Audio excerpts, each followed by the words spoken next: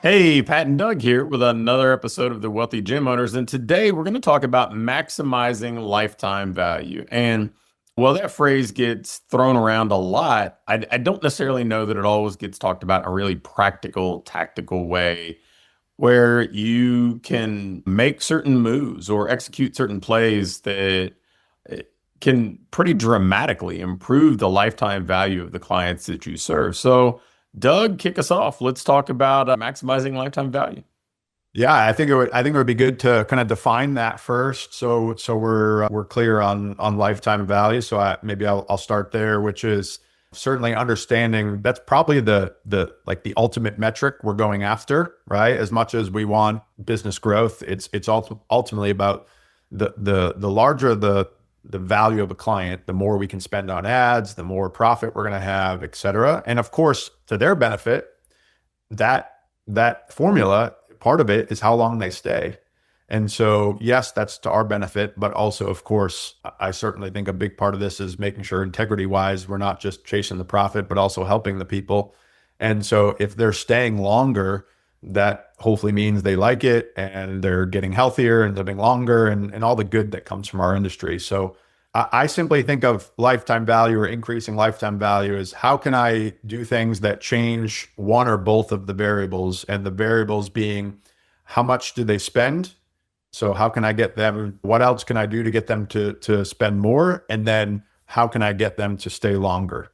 And that multiplied, the longer you stay and the more you spend is what's going to increase the lifetime value. And you had an interesting point on a coaching call that I think would also be interesting to talk about when you think of lifetime value with kind of these breaks. Lifetime value does not necessarily have to mean consecutive. Yeah, so I think in our optimal world, right, people would have these unbroken memberships where there would be no interruptions at all. But the reality is, I think that's uncommon, right? I think that whether somebody actually leaves as a member and returns later, or they just freeze their membership and they're gone for a month, the the likelihood of somebody staying for 3, 4, 5 years without any break isn't isn't great. And honestly, it's lower than it probably used to be because there are more alternatives available to them. So I think that understanding that this isn't just okay, they're going to stay for 36 months and they're going to pay us $300 a month. So there's your simple formula. Sometimes they're with you for 36 months over a 48-month span, right? Sometimes they are with you for 60 months over a 100-month span. And we in a just recent episode talked about reactivations. That's part of it. That's increasing the lifetime value of that member. Now, you could go down the rabbit hole, and I've heard lots of smart people talk about lifetime value also kind of being extended or expanded out to like how many referrals they generate or those sorts of things. And well, I think that it's a good approach. Like philosophically, it's hard to measure. So if you think about the lifetime value being like the duration of the relationship, and I've been really fortunate, I know in the business coaching side of what I do, I've got at any given time, there's always somewhere between 1 and 5 people who were doing business with me before 2008. And I started doing the business coaching stuff in like the end of 2005. So, I mean, people that had been doing it that long, well, zero of them are unbroken. A couple of them were just temporary shifts when I left an old company and started a new business, and there was a little bit of a window there. But still, by that definition, zero unbroken. But that relationship stayed strong the way that, hopefully the our business could deliver value to them, stayed strong. And so, when you're thinking about this, I think the reason this is so important to me is sometimes business owners like us, because we're competitive and we want this to be successful and we take things personally. If somebody leaves, we see that as an end, or we have take it as this personal affront, like they're doing something to us, rather than maybe this is just an, a bump in the road in their life, a change. And so if we continue to treat them extraordinarily well and we're supportive of them, I mean, we've seen enough of this throughout the years that, I mean, I know you just mentioned it in the previous episode that outside of paid ads, the reactivation stuff is often the most effective marketing you do. Well, there's a testament to treating people extraordinarily well so that when they leave thinking about us in a really positive way, so that when it makes sense in their life to start a membership again, it's almost a foregone conclusion that they're starting with us. Yeah. Yeah. Yeah. I thought that was good to kind of dive a little deeper on before talking actual tactics or strategies that might get people to either or spend more or stay longer. The last thing I would say with that before sharing some strategies is even if it's a ballpark, we have to know a rough lifetime value, right? So taking, okay, my average client pays me X and my average client stays for X number of months, and knowing that whether it's 2 grand, 3 grand, 4 grand, 5 grand, whatever, really important number to understand simply because I would hope that it gives you confidence in what you're able to do on the front end for marketing, knowing that for most of us, I would say on this call, your lifetime value is definitely in the thousands, somewhere usually between $2,000 and $5,000, which means if I have to go spend $200 to get a client, I shouldn't be too concerned about that because the average is going to be worth 5,000. So all of us, if we said, hey, give me $200 and I'll give you 5,000 back, would take that deal all day long, right? So that's kind of why this is, from a business perspective, super important. So the first thing from a strategy perspective or from a tactical perspective I would look at is through the lens of how we get or what we can do to get people to spend more, because that's one of the multipliers of the lifetime value. So kind of tying to the inconsistent or breaks of a client life cycle, I think that the easiest one is some type of seasonal challenge that's offered internally and externally. And so examples for us would be, we always do some type of New Year's start off the year strong challenge. We always do a summer challenge, and I'm talking internal, like keep the clients engaged, right? Challenge. So because we know the summer can be chaotic and people try to fall off. And then as a third example, this time of year, from like Thanksgiving-ish to Christmas-ish, we always want to make sure we have some type of challenge to keep clients engaged. And that's a great opportunity to do multiple things. It certainly helps with retention, which helps out with lifetime value, because hopefully they're engaged with that challenge and they're able to not fall off the wagon. But also that's a great opportunity where those clients that may have left, we all have those clients that just come back for the New Year's program, and then they come back for the summer program, and then they come back for the winter program. And so inviting those people back just for that. And then in that same realm, we can take current clients and kind of upgrade them to say, hey, just for this duration of the challenge, do you want some extra stuff, and charge for that? So that's probably from a low hanging fruit, one of the easiest ways to maximize lifetime value. The second thing that comes to mind, and I mean, this is an obvious one, but probably underappreciated, is a simple price increase. A lot of times we are underpriced, or we hang on to a pricing model that worked in 2022 or something like that, but our cost of living has gone up. Inflation has gone up. A lot of our expenses go up, and it's only reasonable to think that we should be increasing the fees that members are paying. And so it it's as simple as if your pricing, I mean, let's say that you're charging $300 a month on average. Well, a 10% price increase for you is it's I mean, it's $30 a month. It's $360 a year. But if somebody's staying with you for 3 years, we're talking it's over $1,000. That $30 that we're not overly concerned with,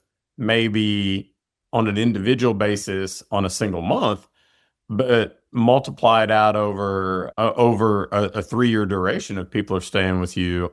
And let's say you've got 100 clients. Now we're talking this number is a six-figure number to your business. So a simple price increase, whether we're talking at minimum to new members, but then adjusting current members up to this point where we don't have this massive gap, can be just an absolute game changer. Yeah. And just to double down on that with a case study, I think it's super important.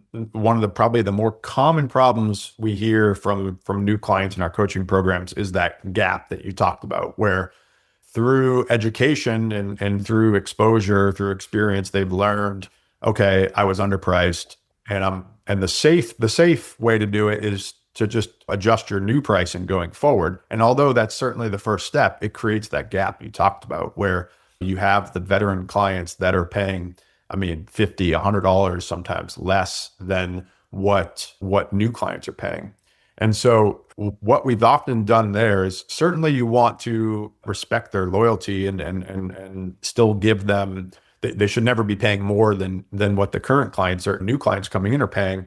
However, you can do some pretty easy math to figure out, we've had plenty of clients where they've done a pretty drastic increase. I mean, I'm talking 10, 20%, which is above a normal kind of standard inflation increase.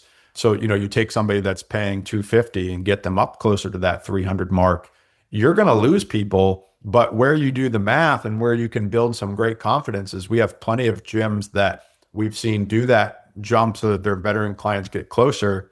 They lose a percentage, but the percentage that they lose, they're still net positive with their growth. And so it not only increases lifetime value across the membership, but you're also not bottlenecking yourself, which is a whole nother conversation, but you're not bottlenecking yourself where you have sessions that are filled with clients paying significantly less, which inhibits your revenue. So certainly wanted to double down on that. Another lifetime value angle I would make sure we think about is we have strategies where we can increase what somebody pays, but the other variable to that is, of course, how long they're staying, right? And so the longer they stay, the perceived or the increased lifetime value is gonna increase. Now, that is a number that you can track. It's a pain in the butt to track, but you can track it. I say it's a pain in the butt because I'm not aware of any of our common CRMs that our gyms use that have this. But it's a really important number to understand, even if you factor in some of the breaks, how long a client stays. And it's a humbling number, I will say, because a lot of our folks that have been around a while, they think of the client that they've had since day one. And they think, oh yeah, there's Susie who's been with me 10 years. Well, we also got to factor into that there was Mary who only stayed 6 weeks and then canceled. And so when we average that together, where is that? And I would look at what are we doing? Really pay attention to the clients that are past that. So let's say for simple math, your average lifetime value is roughly 3 years. Other than the price they pay, what are the traits of those clients that are past 3 years? Because they've demonstrated to you through loyalty that they are staying longer than average. And so it could be that it's a certain avatar that really responds well to your model. It could be how you recognize them or held them accountable, maybe differently than how you do it with new people. It could be the community and relationships piece of it. Maybe they have a lot more friendships that were built so they're tied to the gym for other reasons. But really paying attention to those clients that have stayed a while, and kind of putting them from a analyzing what makes them unique, what makes them different than the people that didn't stay. Yeah, the three things that come to mind when it comes to that, at least from my kind of rudimentary observation, are community, so connection to the people that are your peers, the other people around you, the connection to the coaches, the owner, and the level of accountability. Invariably, it's at least one of those things, right? Almost always, if somebody's staying for a long time, it's one of those things, right? And very few people are great at all three, but typically you can find some opportunity to improve in any of those areas to keep people around longer, to make them feel a part of something. Yeah. From a real tactical perspective, the one that probably is assumed, but you do kind of have to choreograph, is the community piece of it and the connections with other people. We know that clients that stay longer have other connections aside from just the one coach that they work with. Because frankly, that's a very big goal for us, is to make sure that a client is connected to multiple people in the community, not just the coach that they like to work with. Because although you can create schedules and operational systems where they can be pushed to work with multiple coaches, the reality is everybody probably over time is going to develop their coach, maybe two coaches that they work with.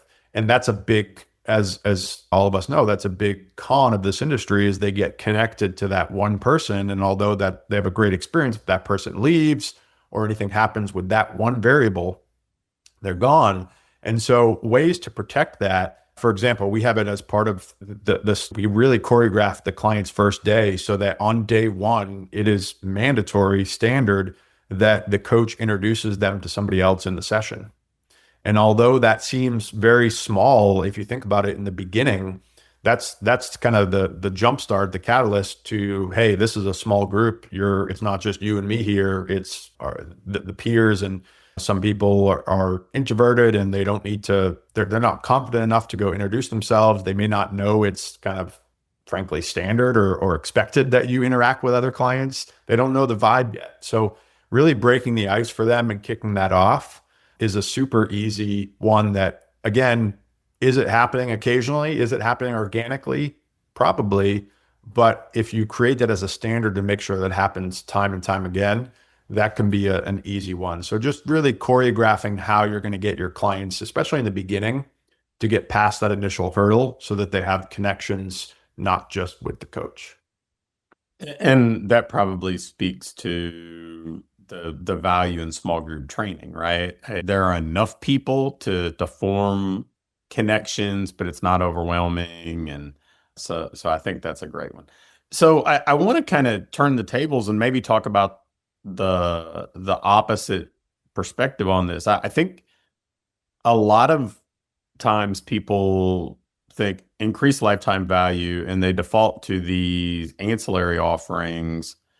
Hey, I'm going to sell supplements. I'm going to sell nutrition coaching. I'm going to add in a lot of specialty stuff. And mind you, they all have their place, and they were certainly really valuable parts of some of the businesses that I've owned.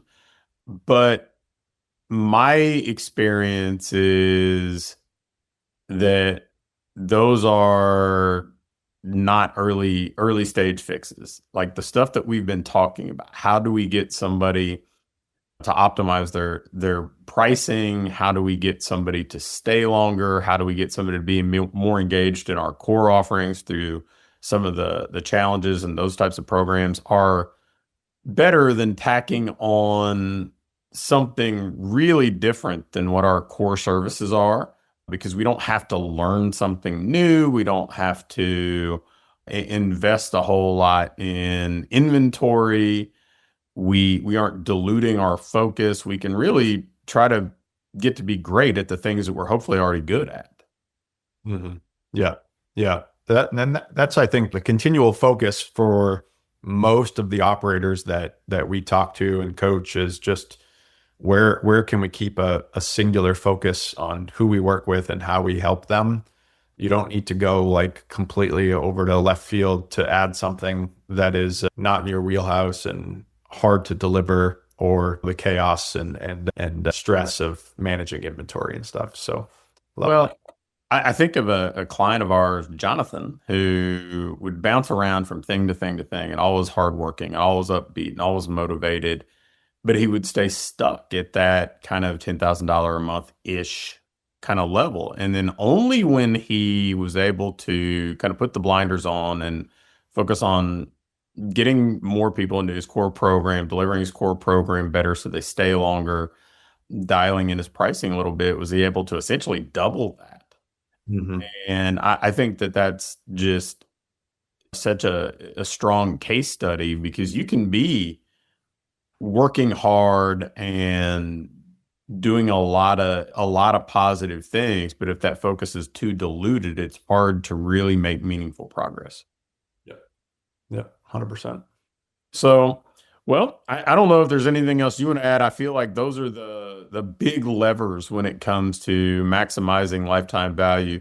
Really, the only other thing that I would say, and this is more of a philosophical thing than a tactical thing, is, I mean, we're in the transformation business. We're not in the transaction business. And so w- once you really kind of shift away from seeing any of the clientele, any of your member base in a transactional light, and you understand that this is an opportunity for you to really play an important part in their life, that it'll kind of permeate everything that you do, and those people will stay longer. The businesses that have the highest churn are almost always the transactional businesses. So just all the things that we've talked about, understand that even though, yes, we're trying to maximize the lifetime value as a number, what we're really doing is maximizing the relationship value. If they're still having a wonderful relationship with you, they're going to stay,